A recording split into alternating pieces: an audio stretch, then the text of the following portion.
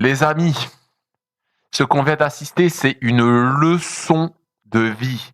Lark, Doumbé, Baki, Jordan Zebo, les amis, je vous promets que c'est une belle leçon de vie.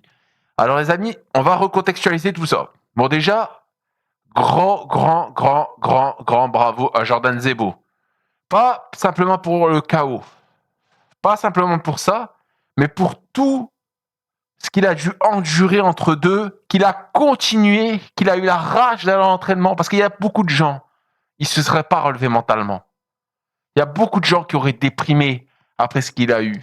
Il y a beaucoup de gens, ils auraient peut-être dit je suis peut-être pas fait pour ça, je suis peut-être pas fait pour ce sport, je suis peut-être pas fait, j'ai peut-être pas les, tu vois. Lui, il s'est accroché, il y a cru et il y est arrivé. Donc vraiment, je suis super content pour lui.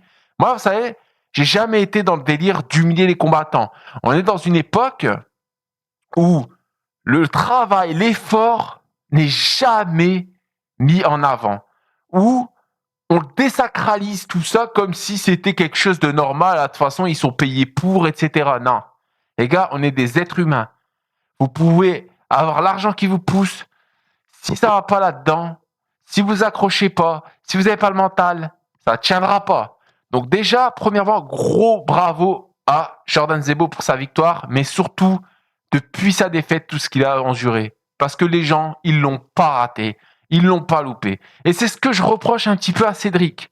Cédric, je sais que de son point de vue, il sait qui c'est. Vous voyez, il sait que Jordan, malgré tout, il travaille, il a des efforts et tout.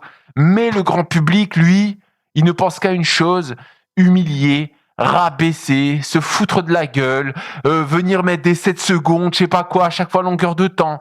Vous voyez, harcèlement à longueur de temps. Les gens ne savent plus faire la part des choses. Ça aurait dû s'arrêter à la limite l'heure, 2 heures après le combat et après stop. Ça l'a traqué tout le temps, tout le temps, tout le temps.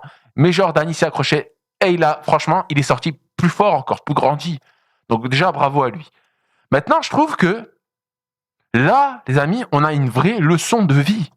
Parce que c'est vrai que des fois, on a peut-être tendance à l'oublier, mais les sports de combat, ce n'est pas une science exacte.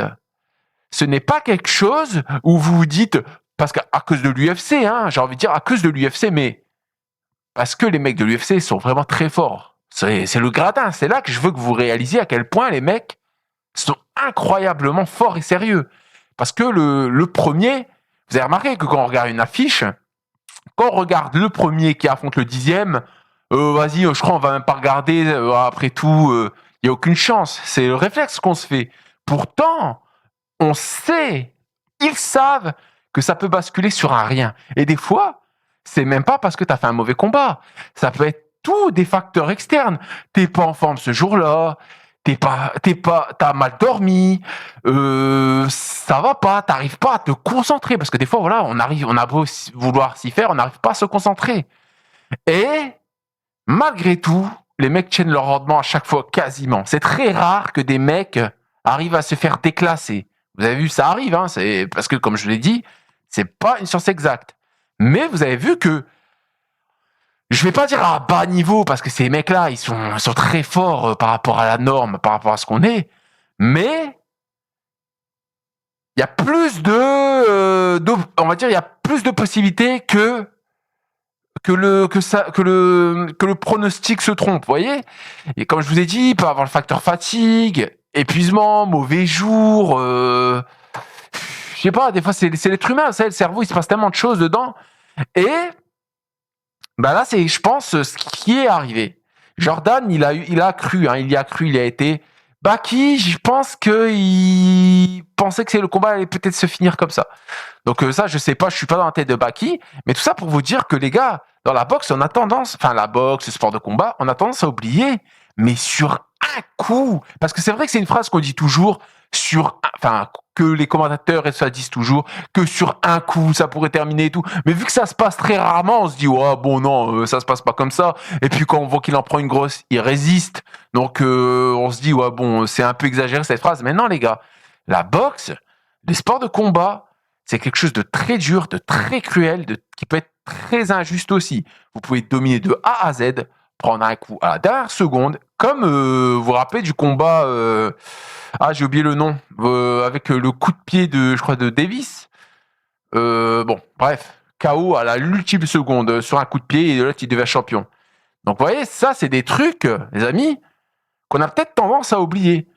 Et faut pas oublier que les sports de combat, les gars, ça ne pardonne pas. C'est quelque chose de très compliqué. Bref, les amis, moi je voulais juste faire cette vidéo parce qu'en fait, plus que le combat, je trouve que c'était une belle leçon de morale. C'était une belle leçon de tu peux être plus fort, mais tu ne maîtrises pas tout dans la vie. Vous voyez, Cédric Doumbé, il a mis KO Jordan rapidement. Il affronte Baki, hop, épine, l'arbitre, il veut rien savoir, il arrête le combat. Vous voyez, et on voit quand même, on a vu quand même l'impact que ça a eu sur Cédric après. Cédric, peut-être qu'il va pas le reconnaître, mais il semblait quand même terriblement affecté par ça. On voyait ses tweets, etc.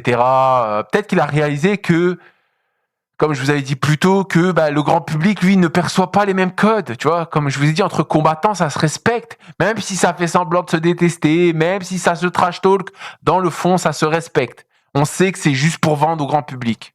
Mais vous avez donc Jordan qui se prend un KO rapidement, qui a eu le scénario catastrophe, le scénario... tous ceux qui ont fait des sports de combat, ils ont tous redouté ce scénario. Premier combat, t'arrives, tu te prends un KO. Bon, Jordan, c'est pas son vrai premier combat, hein, on est d'accord. Mais ça, c'est un truc, même en amateur, quand tu rentres sur un ring, t'as toujours cette pensée en mode non, il faut pas que je me fais mettre KO dès les premières secondes. Déjà, c'est honteux. Ça va être psychologiquement, c'est marquant, forcément. Et ça joue sur les prochains combats après. Donc, vous avez vu, souvent, quand on débute dans les sports de combat ou la boxe ou quoi, au début, on jauge beaucoup comme si on voulait se créditer avec le temps. Bon, ça, c'est un truc qui arrive. Je pense que les gens qui ont fait de la boxe peuvent comprendre. Et du coup, malheureusement, pour Jordan, le scénario catastrophe s'est déroulé. Mais il s'est accroché et il a tenu tête. Baki, j'espère que Baki, je pense pas que ce soit un mec qui va être spécialement impacté psychologiquement. Je pense honnêtement que c'est un mec zen. Ouais, bon, et les gens ils vont lui reprocher le trash talk avant le combat. Il fait ça, les gars. Je pense honnêtement que Baki c'est un mec mature. Il fait ça pour vendre, voilà. Il fallait le vendre, il l'a vendu, tu vois. Donc j'espère que Baki va se relever aussi de cette défaite. Force à lui en tout cas, force à tous les gars qui font des sports de combat. Mais les gars, s'il vous plaît, soyez respectueux, arrêtez les trash talk, arrêtez d'aller trop loin à chaque fois dans les... Parce que le problème, c'est que vous êtes des fois dans l'humiliation constante. Et ça, on va pas se mentir, vous le faites derrière votre écran. Vous le faites pas devant eux. Devant eux, une fois qu'ils vous retrouvent tout seuls, vous allez, s'ils vous mettent un coup de pression, vous allez vite redescendre. Bon, les amis, à part ça, on n'est pas là pour parler d'embrouille ou quoi que ce soit. Mais voilà, c'était, je trouve, vraiment une victoire symbolique. Et j'espère pour Jordan que ça lui fera, et je pense que ça lui fera un grand bien. Allez les gars, bonne journée à vous.